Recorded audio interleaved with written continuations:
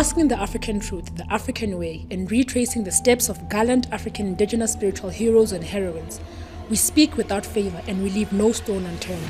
AHV, 100% indigenous African content.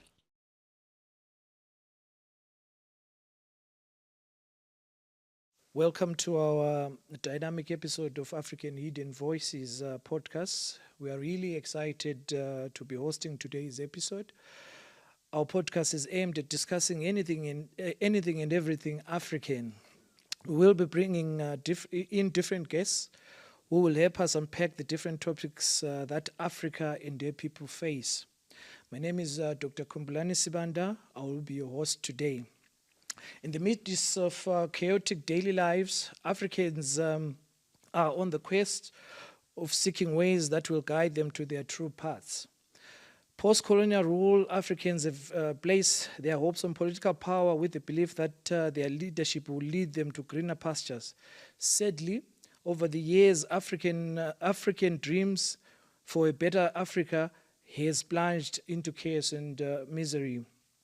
The consensus now is that Africans are looking into the past, what worked for ancient Africans prior to colonial rule, what were the ruling systems, and what was the way of life then, and what is the way of life today. Today's discussion is with my guests, is about spiritual identity, how it was eroded, what it is today. Can Africa move back to the path of enlightenment and infinite power? To help me discuss this topic today, I'm joined by my esteemed guest, King Fazan Ajo. Welcome, sir. Thank you so much, Doctor, for having me. I am so glad to be here, and I look forward to having a very fruitful conversation with you that will not just benefit us, but anybody who is watching us. Thank you very much. Okay, thank you and welcome to our podcast. Would you mind telling us a little bit about yourself? Who's King Fazan Ajo? So my name is King Fazan Ajo, your brother in the struggle. And this is how I always introduce my name. When I said your brother in the struggle, what I mean is that our struggle to actually get Africa back to their lost glory.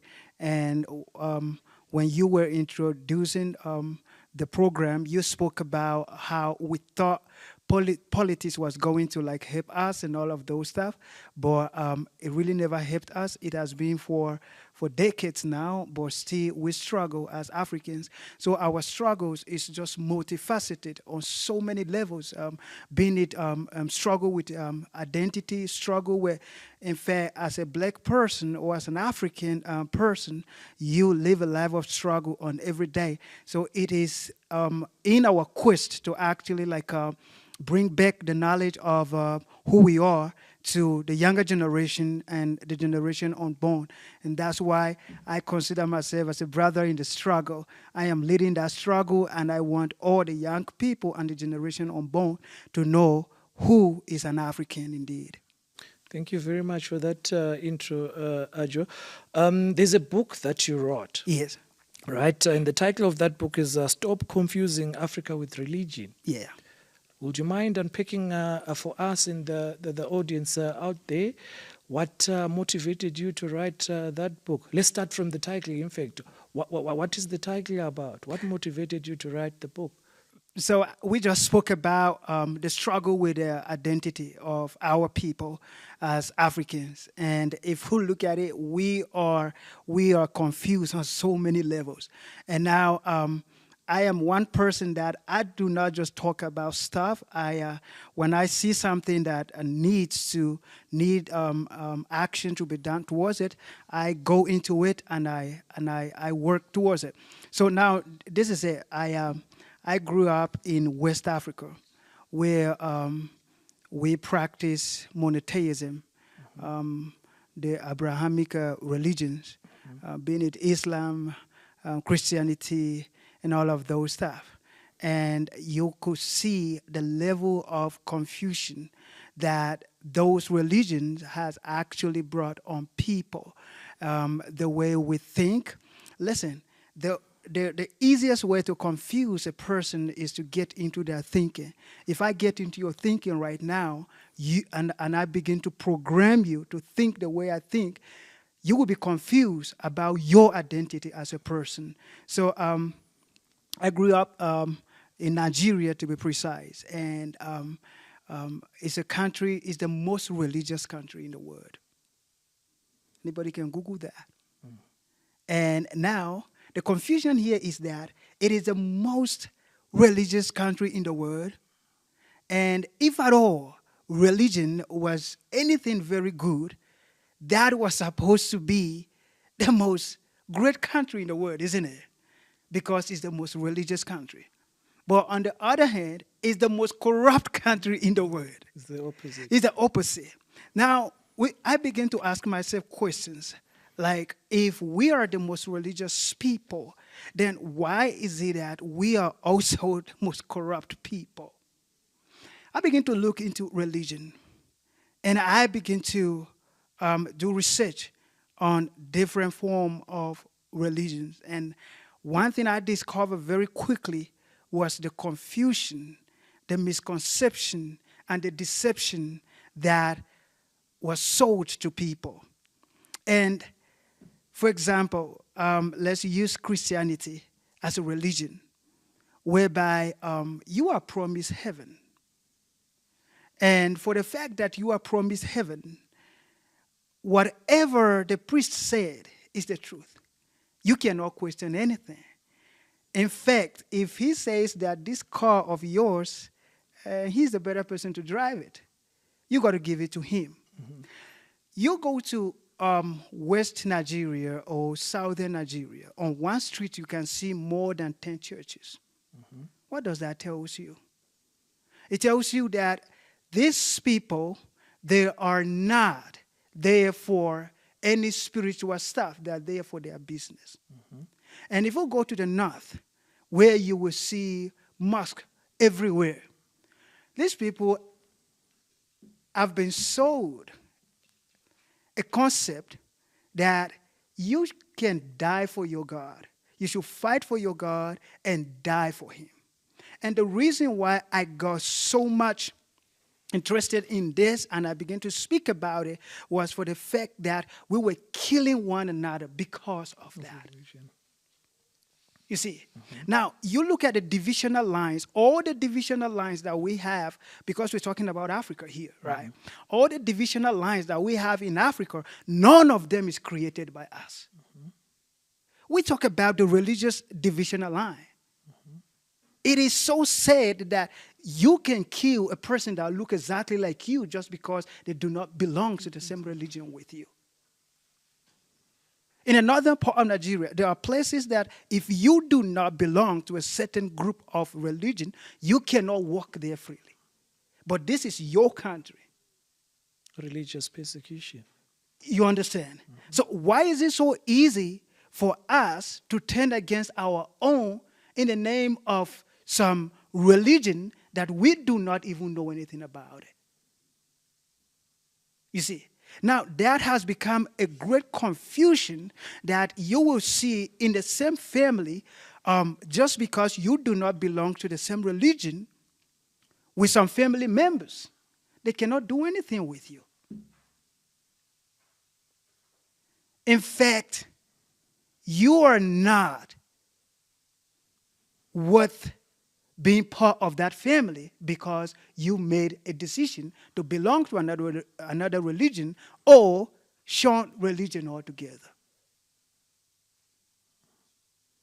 The poorest of the poor will give their last because some priest or some pastor said so. We keep watching this, and for them, this is just a joke. It is for the people that carry out all of this stuff. For them, it's just a joke because they take advantage of the vulnerable. And why is it that this religion have actually found its ground more in Africa?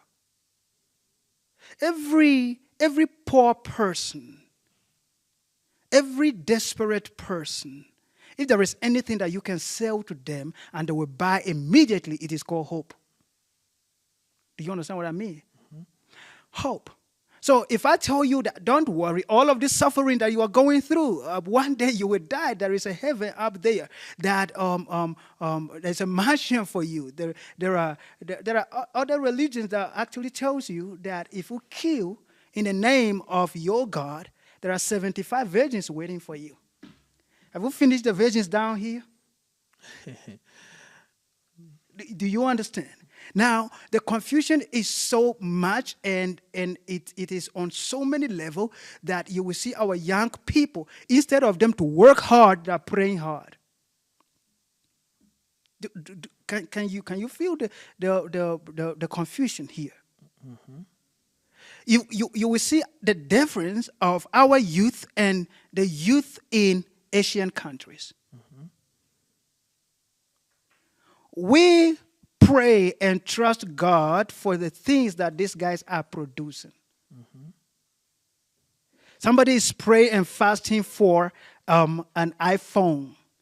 Somebody is praying and fasting for a car. And that car, a 16-year-old in China is producing it.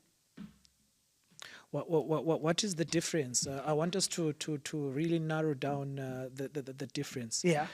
Why is it these religions have found ground in Africa and in some parts of Europe and predominantly in Asia? Some of these religions do not have traction. Yeah. What's the distinction? What makes it different? Why are we so gullible as Africans to accept something that probably we never were exposed to before colonialism? It's poverty. It's poverty. Yeah. I tell you something. Have you ever been a victim of a pyramid scheme? Not personally myself, no. Yeah, but you heard people. But who I've have heard been. people that have been Who victims are of the pyramid most? schemes. Who are the most vulnerable people in terms of falling victim of a pyramid scheme? Poor people. The poor people. Predominantly, You know why? Because there is a promise of what they do not have. Do you understand? If I have not touched 100,000 rand before, and you told me that if I give you 5,000, I'm going to get 100,000. Do you know that there are high chances that I can go borrow 5,000? Because I am hoping for 100,000. You go to many of these churches, the key thing that they use is selling people fake hope. God can do all things. In fact, there is a miracle money coming into your account. All you need to do is to just give a seed. And we might sit here and talk about this as in passing, but it is becoming ugly all over Africa. It is becoming ugly.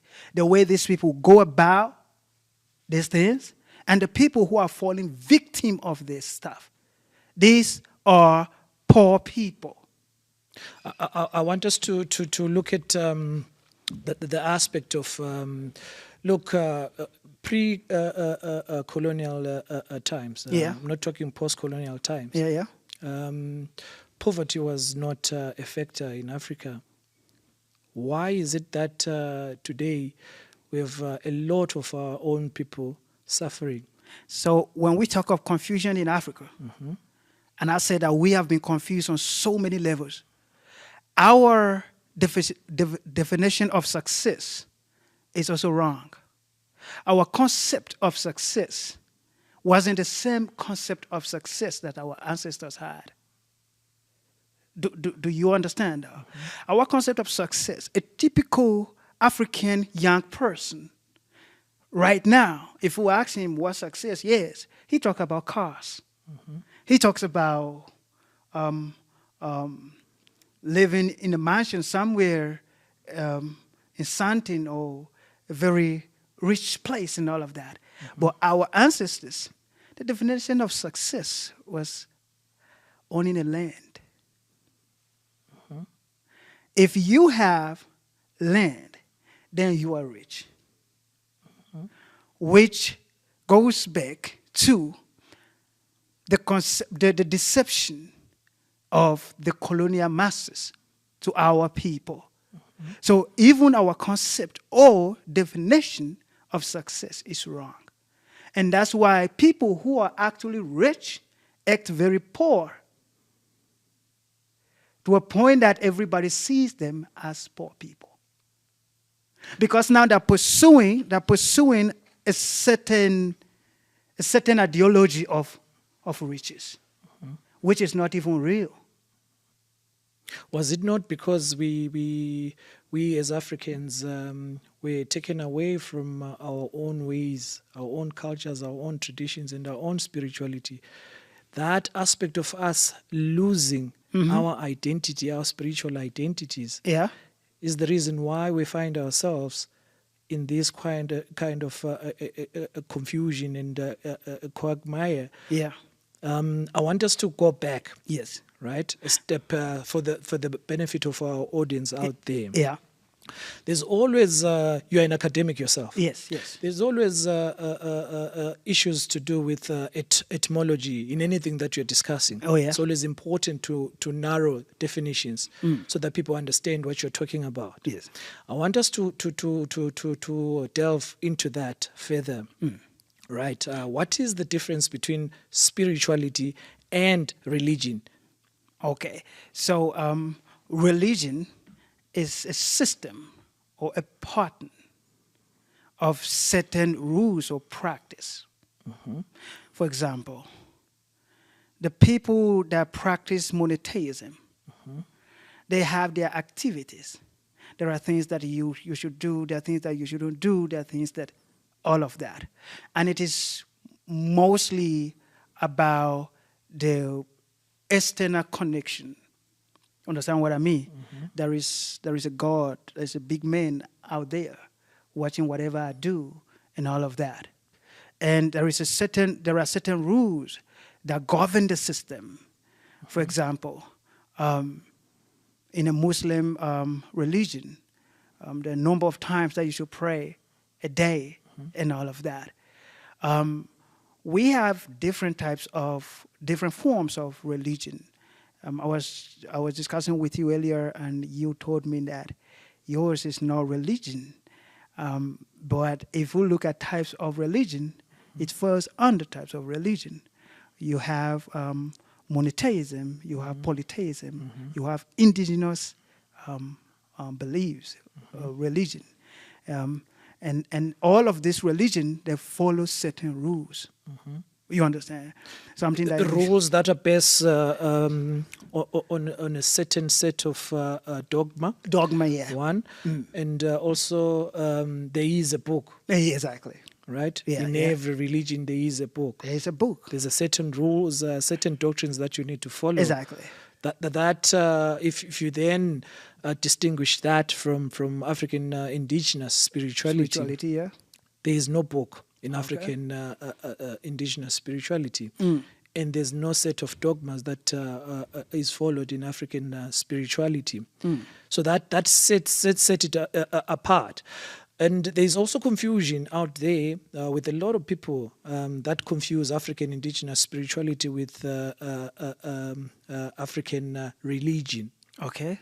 Right. Yeah. So remember, I said in anything that you do, it's always important that you look at etymology. As an academic yourself, you know etymology is very important. Yes. Where do these words originate from? For instance, if you talk of religion, it's a Latin word. It's derived from a Latin word, religio, meaning to bind. Right.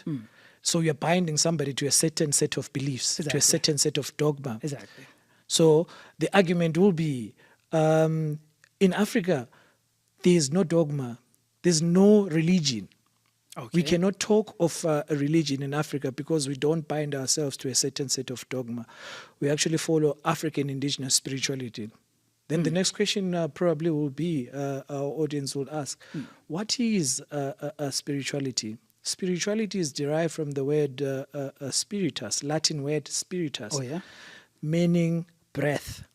So there is a cosmic connection between an individual and the spiritual world. Exactly. That's where our life form comes from. There's a cosmic connection between an individual and the spirit world. So the spirit world communicates with us. We don't subscribe to a dogma. We don't follow a text, a religious text. So we cannot therefore say there is religion in Africa. Categorically, looking at the definitions of what spirituality and religion is, there is a distinction. There is no religion in Africa but African indigenous spirituality. There's a lot of evidence that bounds to support what African indigenous spirituality is about, or just spirituality. Okay. You mentioned the aspect of religion in Nigeria.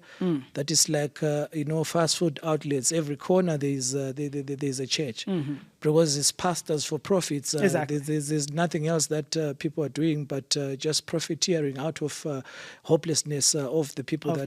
Yes. But anyway, I wanted us to just understand in terms of definitions where these words come from. It's always important that we unpack that, so that when we discuss further these things, people are actually understanding exactly where we're coming from. Exactly. So as far as we're concerned, our founder, Dr. Uzileze Hadebe, categorically refutes that there is a religion in Africa. Okay. There is no religion in Africa. Even as an institution, African Hidden Voices, we've done our own research.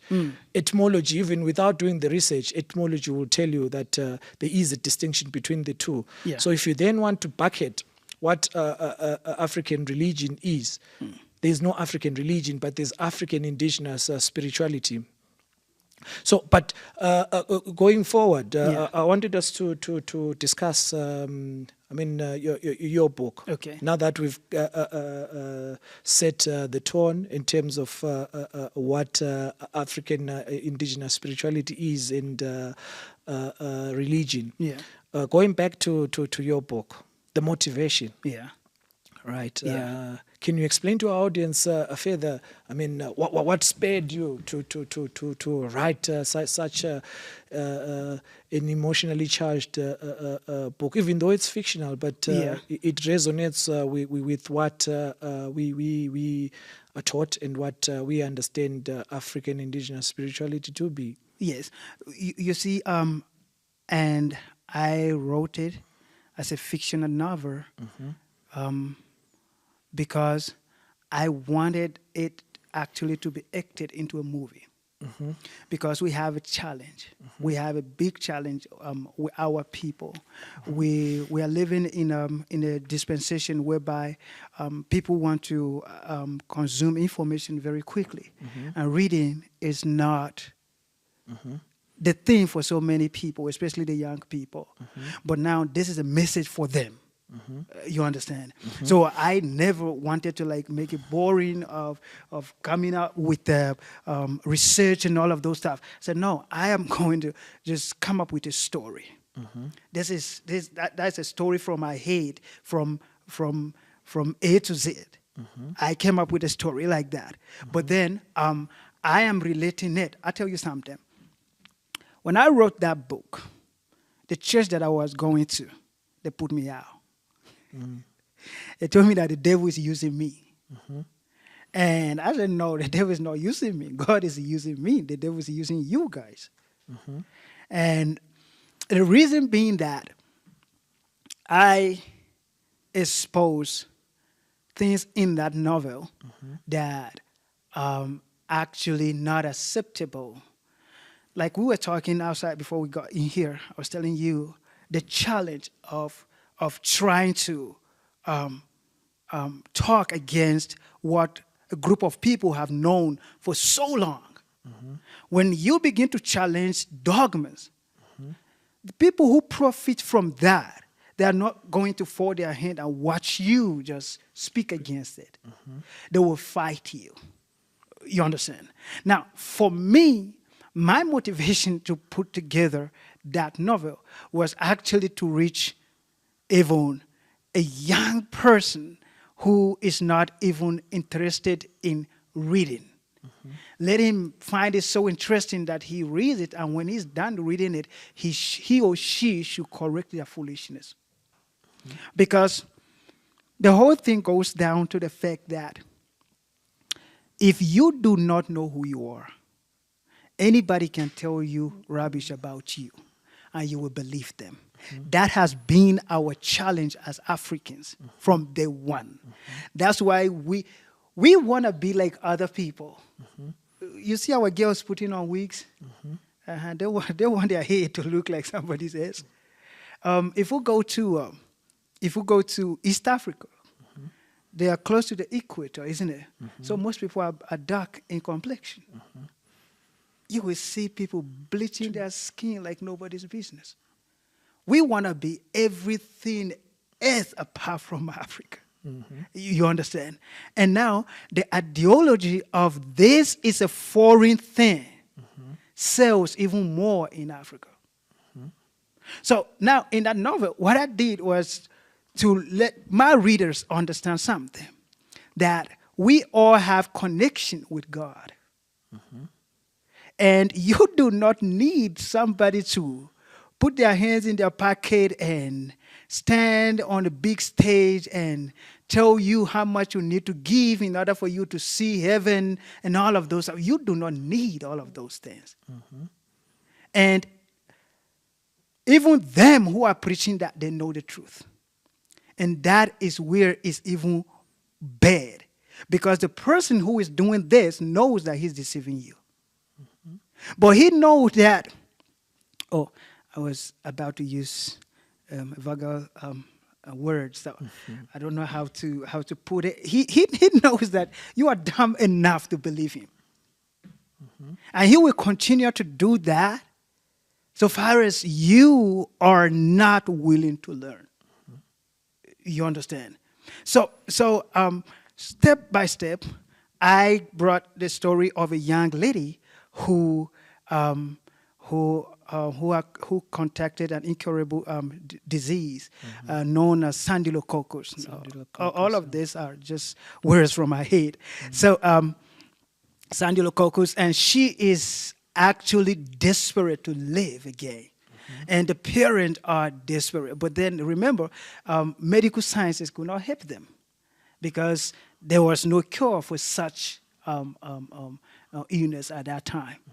And the parents were on a mission to get a pastor that will heal them, that will heal the child. And you got to know one thing. If you are looking for healers, if you are looking for pastors that will promise you healing, you can have thousands of them. But the question is, will they really perform the miracle? Okay. Interestingly enough, I want us to discuss that further. Yeah. Because what we've come to understand as miracles, especially in the religious domain, might not necessarily be miracles according to what you put down in the novel. Exactly. And the journey that Aisha took up to her recovery, and predominantly her parents being Christians, they went the journey. They walked the mile in order to look for answers or a miracle. A miracle. So according to you, there's no miracles in religion.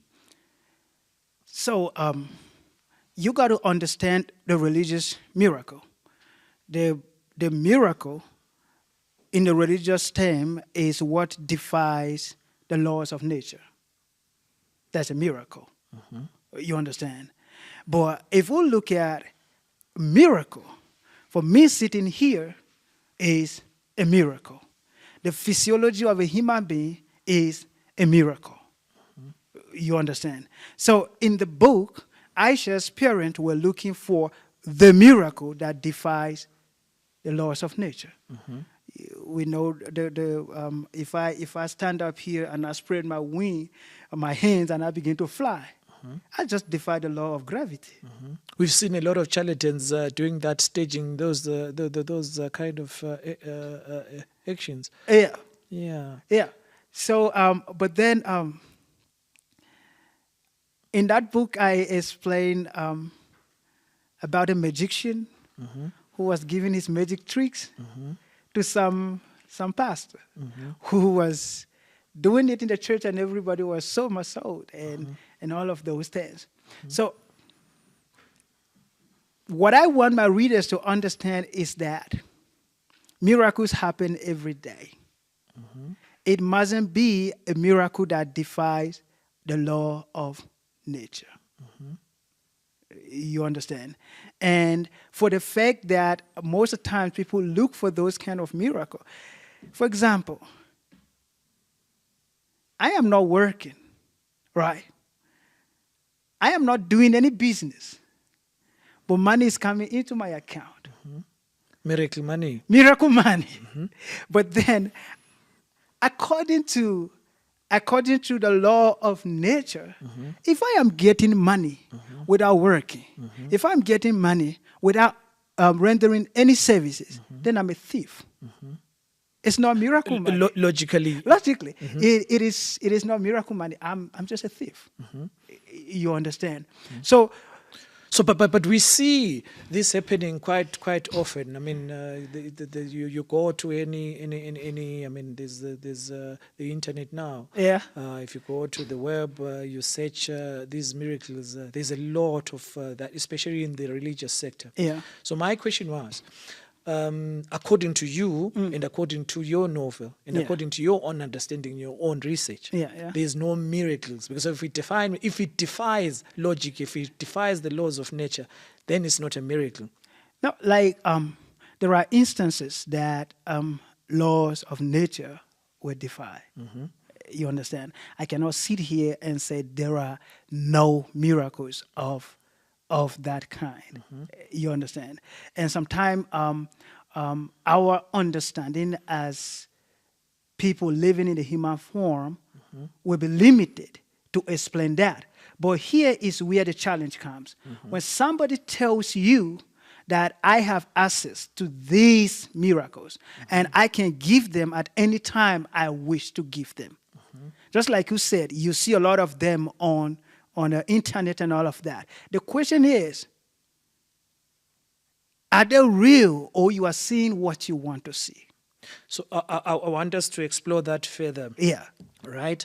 Because you have, for anything that exists in the cosmos, there is always an original and there's always a fake. The fake, yeah. So how do we identify the original ones? So for me, and distinguish them from the copycats. So here is the thing. I think that no human being is a custodian of those kind of miracles or those kind of acts. I will consider it fake when you has monopolized this and told me that you are the giver of those miracles. Do you understand what I mean? For example, there was an incident because most of the time these guys, they go extra mile to make us believe these things. Like people being paid to come and act. Somebody can close their eyes and act as if they are blind. And then so if they have been paid, there is no miracle there. No, there's no miracle. This is them being paid. These are actors. These are actors and actresses. You understand? There's a script that they're given prior that to has been given to them. Like there was a guy there, never practiced his script very well, and the whole drama or the whole movie that was put on for people to watch went sideways. And he now said, no, man, you guys have not paid me. I'm not blind. I did the last week. You guys never paid me. This week, I'm doing it again. Like, I am not blind. So what am I saying? if you see a person that monopolizes this and say that, okay, cool, I'm the giver of miracle, which is what we see every day on this internet and all of that. Somebody standing on the stage and telling people that all you need to do is buy this bottle of water, buy this bottle of oil, and all your problems will be gone. That is not right. And logic should tell you that that person is just marketing himself. There's nothing like that. So if the law of nature are being defied, then it's not that they happen all the time. They happen in few cases. Okay. There is always, like I mentioned, there is always going to be people that will try and do things ordinarily that other people would not do. They'll go an extra mile in order to earn an extra buck and do things that are out of the ordinary. Some of them is for profit, some of them is for clout. But there are genuine people out there. Exactly. Right. So I want us to look at the issue of are we saying that there were no miracles that were happening prior to colonialism, prior to the advent of religion in Africa? There were a lot of miracles. I tell you about my culture, where we could do a lot of stuff that people can only imagine, but our people were doing it. And I have witnessed some of them. I have done few of them. For example, when you say done few of them, like just participated in the rituals? Yes, Okay. a few of them. I remember my younger brother. We went to, you know, Scorpion, right? Yeah. So, so we acquire powers from this old lady that there is no scorpion that will sting us. Even if I hold it, I play with it, it is not going to sting me. But if you do not have that power, it will sting you so bad. And I have played with scorpions. When we go to the field and all of those things. And a kid that is not having those powers is not allowed to touch it. It's a very poisonous stuff. So, and you will see our mothers, the person that is not having a child, like suffering from barrenness, will go to what do you call them here? A herbalist or what? But then they'll go there and they'll explain and A sangoma. a sangoma or something like that. But my challenge is that why do we give them names that people are scared to identify with them? Because like this guy's miracles were just so quick and so real that you are not even going to have a room to doubt it. Let's say your wife is not having a child. Just take her to the place and they will just talk to her and explain to her, just give her some herbs to take. And you will see that the following year the woman will be pregnant. So if I sit here and I say there were no miracles, there's just a lot of them. You see. So there will be, I'm just trying to say, just feel like my people who are watching me shouldn't get angry at me for selling out some of the facts. So it's telling the truth. Yeah, yes, the truth. It is, yeah. So there will be something like tornado, that kind of wind, and my grandmother would tell me that people are going to Ugbe. So Ugbe is a spiritual region of our community. I am from the Tiv land, which is almost northern part of Nigeria. So she would tell me that people are going there. And I was like, okay, cool. But So are they being transported by this transported whirlwind? by or- that wind, yeah, to that place. And I would think that she's just saying stuff. And she never took time to like explain to me. So I used to keep my father's goats and look after them. I would take them out to go eat and all of that. So anytime I go to the bush, I would meet this older man, and that man was having his farm just near the field that I was taking my goats to. And anytime I have opportunity, and most of the spiritual stuff I knew as of that time, and I still know to today, was shared by that man to me. And he now explained to me what my grandmother was saying. And he told me that if we get there, there is a side for good, there's a side for bad. Now, some people will get there to take only bad things. And some people will get there to take good stuff. Some people would take riches. Some people would take charms that will harm other people. And he would tell me that actually people have the powers to kill other people.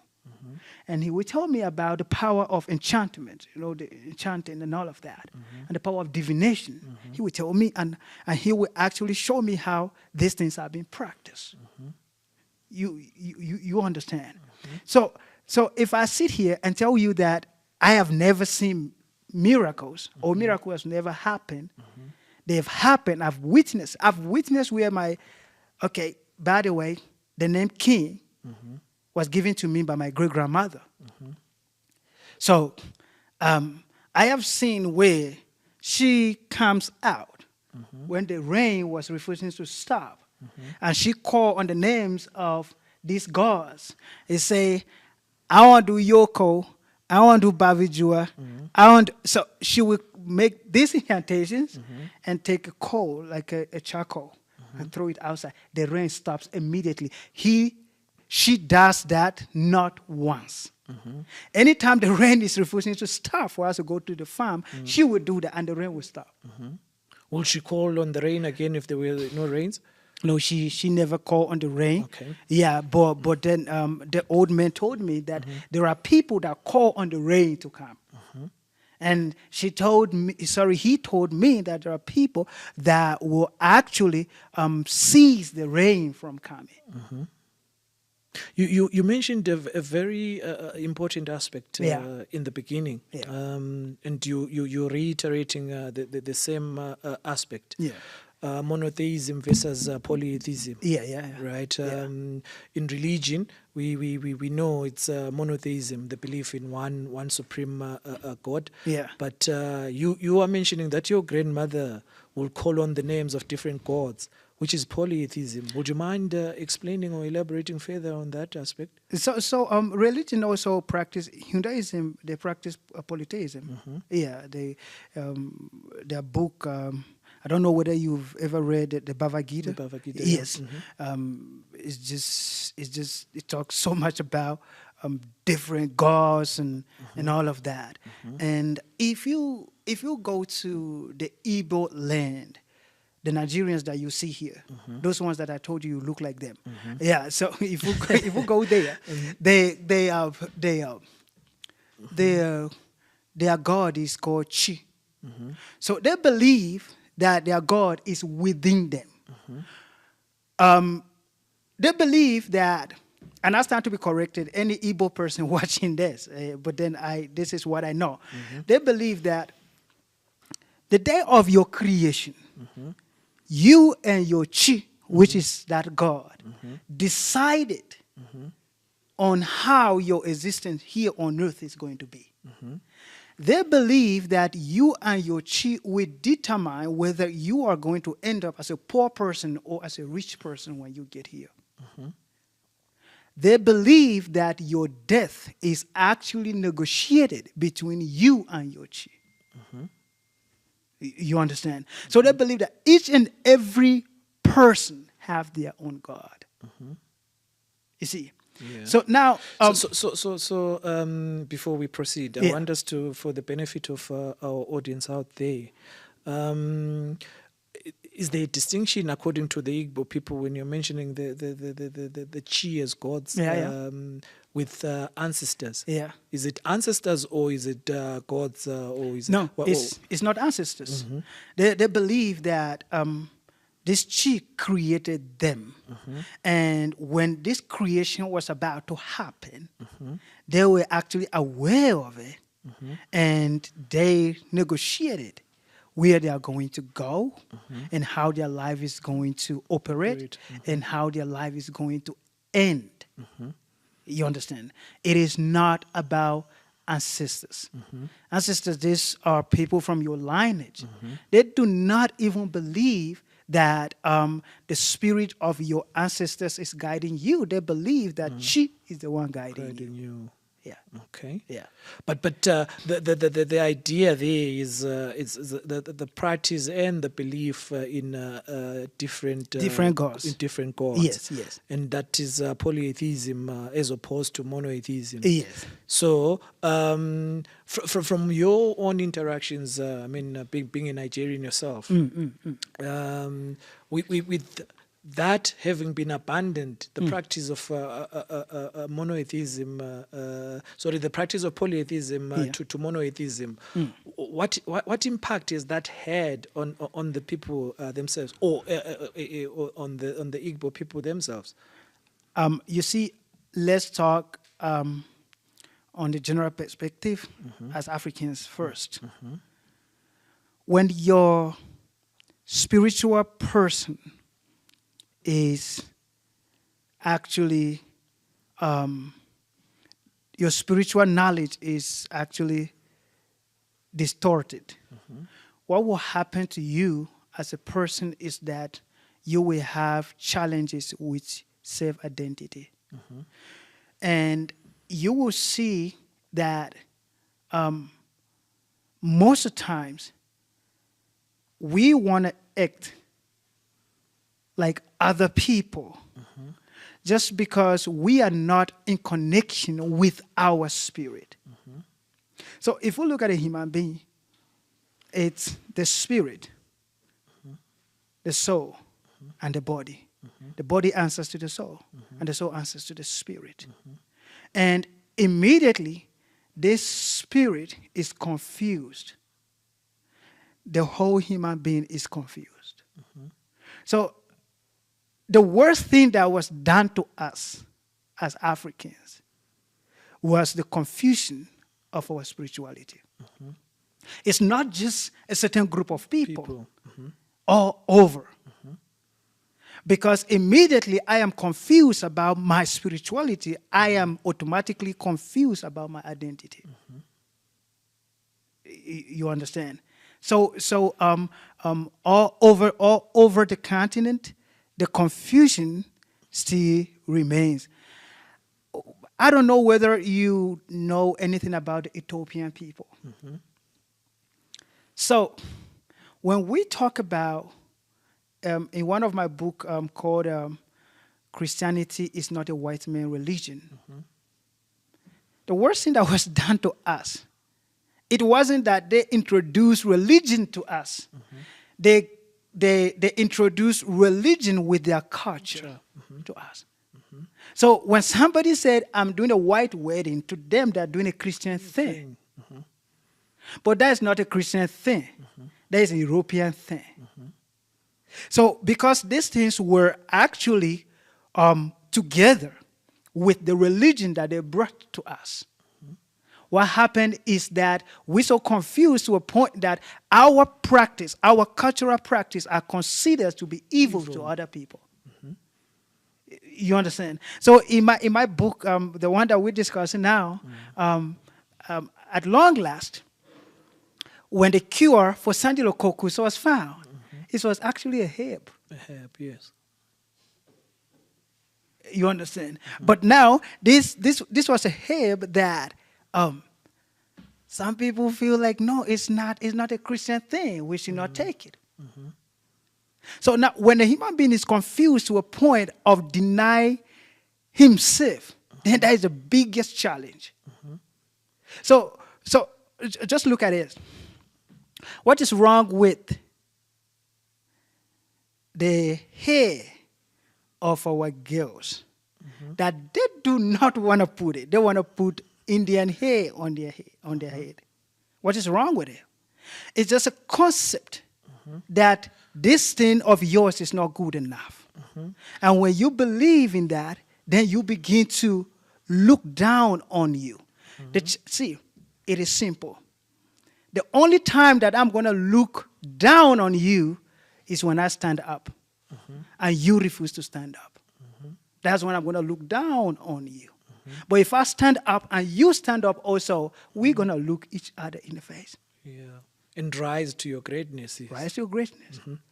So we're still talking about the pharmaceutical company. What is wrong with our own way of medicine that we do not trust it at all, but we trust the Western medicine 100%. But if we're logically thinking, who told you that I can give you a medication that will cure your sickness forever and not allow you to come back? What is happening to my business? It's profits. I mean, then a big pharma is going to lose a lot of money. Going to lose a lot of money. So how come we do not believe in our own medicine, but believe in this medicine that actually is the one that we should not be believing in it? We saw this happening during COVID, during the hard lockdowns. I mean, most of our traditional healers and sangumas were not allowed to see people, to partake in any rituals. But we saw pharmacies, the discounts being opened to people. So as you're saying, I mean, it comes with a colonialization, came with a certain culture and way of doing things. If I'm going to be going to a pharmacy, I'm better off than somebody else who goes to consult a sangoma for herbs. Exactly. If there is a person that you cannot help, and I am the movement I am pushing called the 21st Century African, and we establish our presence in high schools like clubs, isn't it? So somebody asked me, said, why don't you get this in universities? I said, no, I'm not doing that. Because if there is a person that you cannot help in the African community, it's a colonized mind. A mind that is blacks. Yes. A mind that is colonized, you cannot help them. In fact, whatever you say doesn't make sense to them. In fact, you are the foolish one. But isn't it then incumbent upon us as people that are now attuned with our spirituality to go out there and really try and change that mindset to people? Yeah, so there is a saying in my language that when the stick is dry, when you try to bend it over, it's going to break. But when the stick is still fresh, it will bend over. You understand? Yeah. That's why I believe so strongly in reaching. I remember we're launching our campaign in Tembisa.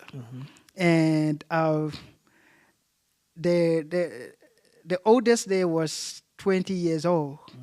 And when we were doing our pledge of I am a 21st century African, and I spoke to these young people for 1 hour, 30 minutes straight. And none of them were bored. And when we were doing the pledge, I am a 21st century African, when I was watching that video, the passion that I saw in their eyes gave me motivation to do it even more. Because I believe that those are the people that need this kind of message.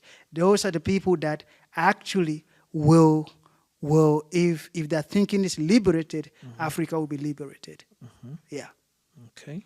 So I know that we are to go out there and tell people, but then in order for us not to waste too much energy, we should know where to go. Not just everybody, because a colonized mind, when you begin to tell them about who we are as Africans, they don't even want to believe you. Their prefrontal cortex is damaged. And it's so true. It's damaged. That is, it has been reprogrammed, and it's so sad to say it, if you want to control a human being, do exactly what it did to us. And you will control them 100 years to come. Can't you see what is happening now? All the colonial structures that we have in Africa are being controlled and maintained by people that looks like us. Yes.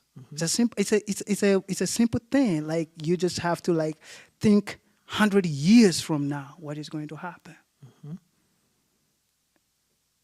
Any group of people that have audacity to think not just for tomorrow or not just for next year, but for what will happen in 50 years, those are the group of people that will eventually take over. The era of silent oppression. Exactly. But what do we need to do? I mean, look, we're talking spiritual identity here, Yeah. right? As a people, right?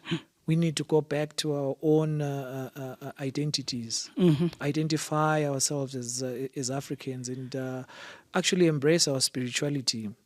So what needs to happen according to your own understanding? I mean, look, we practice African indigenous spirituality, which for us is a springboard towards regaining our Africanness Yes. and understanding exactly who we are. Yes. Yeah, our founder, Dr. Uzuleze Hadebe, says it's the era of restoration. His mandate is to restore Africans back to their own roots. Yes. So with that message, what words do you have to tell our audience out there in terms of that mandate itself? Do you resonate with the mandate, or you say no? You have a different perspective in terms of that. No, I totally agree with it. You can fool people, but not forever. And I feel like the time for our liberation is now. And in as much as we will have people who will object it, people who will not believe in what we believe in, we have just one way to go, which is forward. And remember, you're not going to carry everybody with you.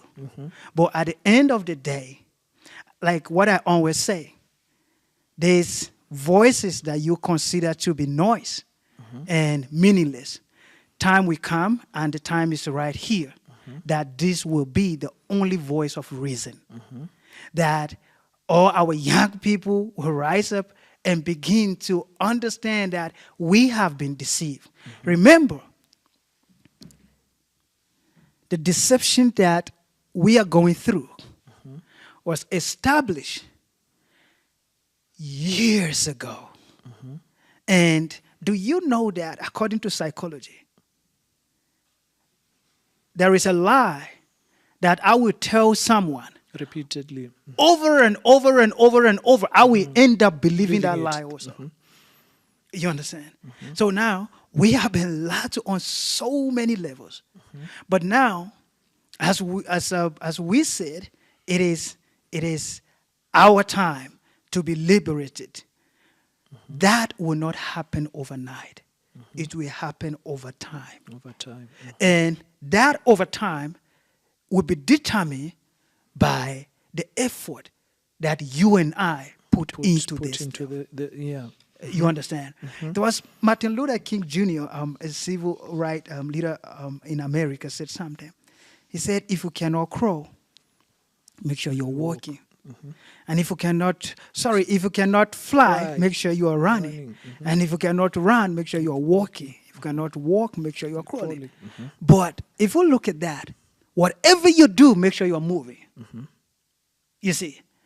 Even if it's small steps. Even if it's small step. You see, my challenge with, like, when I came here and I saw what you guys are doing, I was, like I told you, I kept talking about it. Because to some point, my challenge was that, when are we going to be free? Exactly. Because I felt like we were not even taking any step. You see, in 1884, November, to 1885, February, in Germany, Berlin. It was what we call the Berlin Conference. These guys just sat together and they said, okay, cool. If we calculate from there to now, that is almost 140 years. Right? And when these guys just sat together, they said, okay, cool. Let us divide Africa so that we can benefit ourselves. Man, 140 years, and we are still suffering from that. And we will suffer from it tomorrow if we fail to stand up and do something about it. And the answer is identifying ourselves spiritually and going back to who we were before the advent of colonialism. Exactly. Because if we do not identify ourselves, this guy that told you that you are Lesotho, this guy that told you that you are Zimbabwe, this guy that told you that you are Zambia, that is all you know about you.